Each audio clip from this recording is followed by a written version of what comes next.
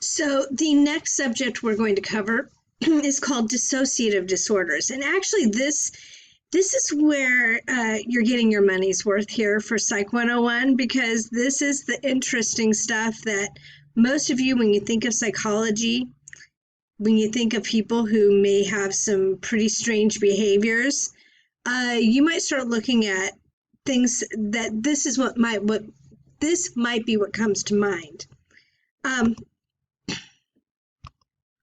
What a dissociative disorder is, it's a disorder in which there is a break in consciousness or in conscious awareness, a break in memory, the sense of identity, or some combination thereof. There are actually 3 types of dissociative disorders, and so we're going to cover all of those.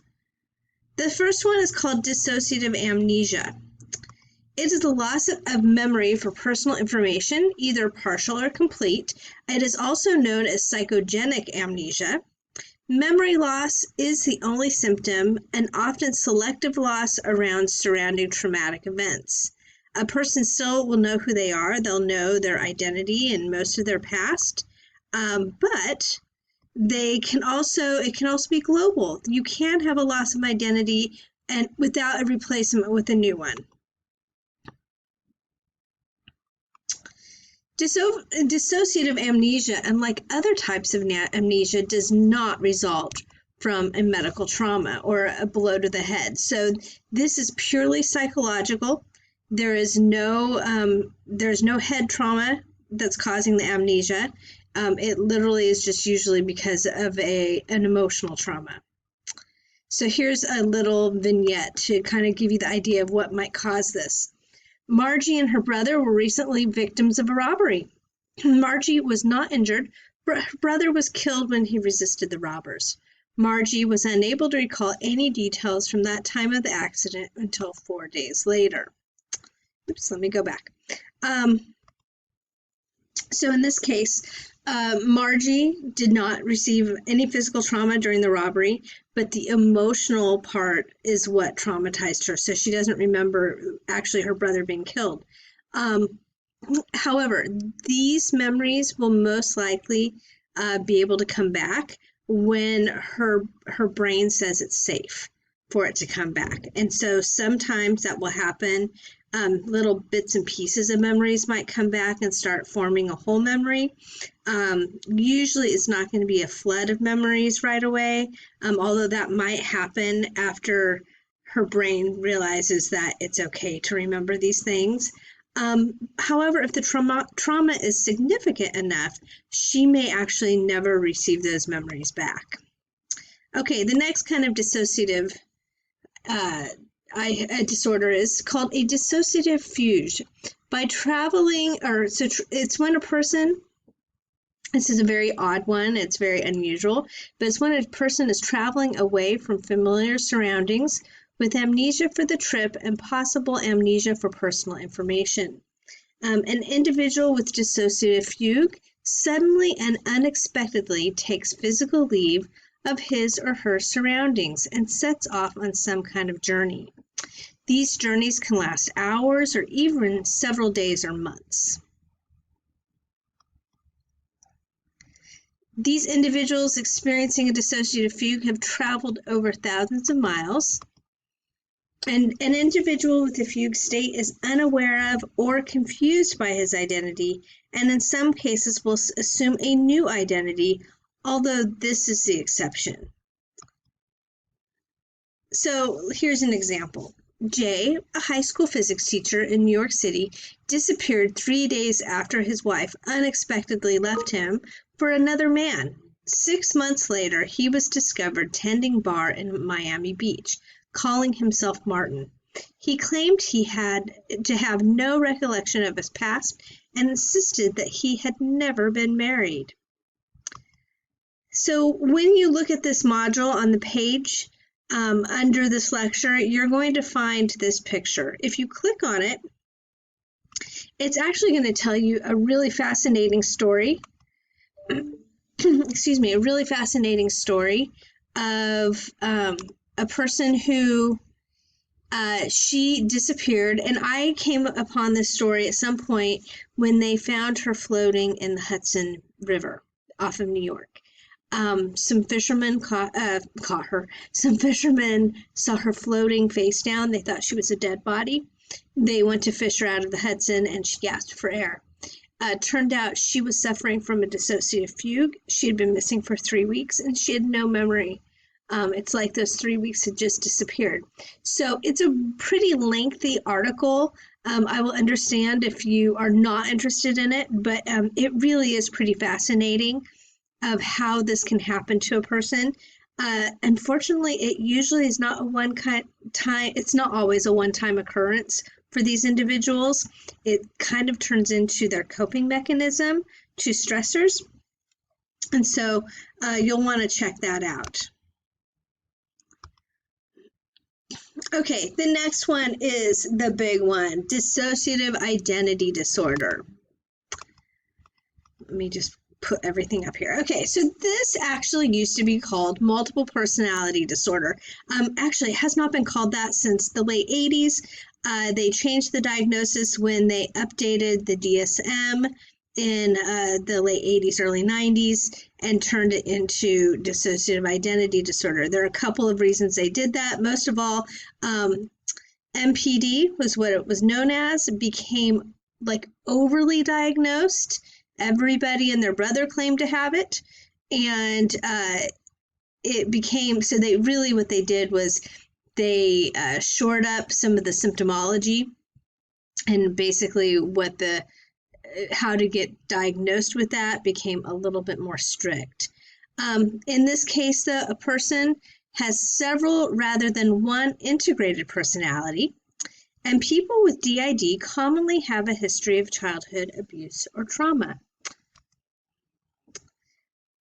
There's also a video for you to watch on this, a fascinating video of a woman who has several different personalities, and you'll get to watch all of them come out. If we were in class, I would show that to you in class because it really is fascinating. It's short. Unlike that article, it is a short video, and so it was on a newscast. But watch it because it really, some people believe that people with dissociative identity disorder might be faking it. However, if you listen to how quickly she goes back and forth between personalities, I think that would be really difficult to fake. Okay, so here's what else we know about DID. This is a disorder occurring when a person seems to have two or more distinct personalities within one body. So think about, we just talked about personality, right?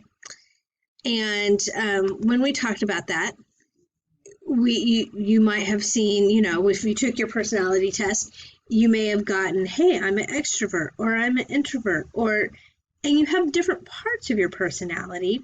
What this is talking about, though, is it's almost like extremes. That one slice, let's look at a pie. If we took a pie, we've made different slices out of it. Is it still part of the same pie? It is. It's just different slices. Well, your personality usually is kind of integrated together. But with DID, it's almost like those pieces of the pie don't know that each one exists all the time. And so one might take on a more protective role. One might take on a more of a victim role or a child's role. And so they have very defined roles that they play for the person. If you watch the movie Split, that's a movie, and it really is not DID. It's a fictional character that's pretty extreme. However, there are some pieces, if you watch that movie, that will show you, like, there are some very specific roles that each of his personalities really take care of. And so in that way, it is still giving you a good example of that. Okay, so usually this is not something that just comes on at age, 18 or 25 or something. This is a pattern that starts really young, about age 10 or even before. A lot of times how it starts is by the individual is escaping a trauma. It's most common in women, more common in women than men, although I'm sure there are men out there who have experienced it. Usually if a person has experienced, though, a lot of torture or sexual abuse or a lot of neglect, and they usually show some symptoms of PTSD, but in this case, it seems like the personalities, they split when the person is trying to escape in their mind from whatever the reality is. I've heard of people talking about while they were being maybe molested as a child, trying to imagine themselves in a different place. Well, this takes it to the next step. They go from imagining they're in a different place to actually pretending they're a different person, and that person kind of develops its own person within them. The conscious awareness becomes separated or dissociated from previous memories, thoughts, and feelings, and they might have a sense of being unreal, being separated from the body, and almost watching themselves as if they're in a movie. One tell that as a therapist, I have I had somebody in my office who I really had some questions as to if this was going on for them. Unfortunately, I never got to get to the bottom of it. They quit seeing me before that, but they were missing gaps of time. And when I say gaps of time, it's not like, whoo, I can't believe it's already 3 o'clock. Where'd my day go? It was more like, I don't remember anything that happened yesterday. And they would be told what happened, that they knew they went to work, they knew they talked to this person, but they honestly could not remember what happened yesterday. Well, for a therapist, that's a huge red flag. It's like, okay, something's going on here that's not normal, right? And so that's just, again, another symptom that we look for. Again, causes of dissociative disorder. There might be repeated severe sexual or physical abuse. However, many abused people do not develop DID. So just because that has occurred, it has happened to somebody, that doesn't necessarily mean that they will utilize this as a coping strategy. Combined abuse with biological predisposition towards dissociation, well, we're not totally sure. We do know that people with DID, they're easier to hypnotize than others. They may begin as a series of hypnotic trances to basically cope with an abusive situation, kind of like what I was talking about before. Okay, our next thing we're going to look at is mood disorders. So you're going to have to go to the next page on this module and check that out. We'll see you soon.